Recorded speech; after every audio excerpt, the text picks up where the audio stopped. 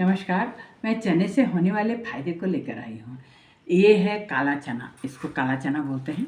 आप ये चने को भूंज लीजिए, अगर खाँसी है तो भूंज लीजिए और रात को सोते समय में आप इसको थोड़ा-सा गरम-गरम चना को फाँक लीजिए। खाने के बाद में आप थोड़ा-सा गुड़ खा लीजिए। अगर आपके पास में गुड़ नहीं है तो आप चना को भूंज के और खाइए और गरम-गरम 1 गिलास दूध पी लीजिए। उसके बाद में पानी नहीं पीना है। थोड़ा देर के बाद में 15-20 मिनट के बाद में आप पानी पीजिएगा। इससे आपको खाँसी में बहुत फ़ायदा होगा। इस नुस्खे को आज़माइए और हमें बताइए।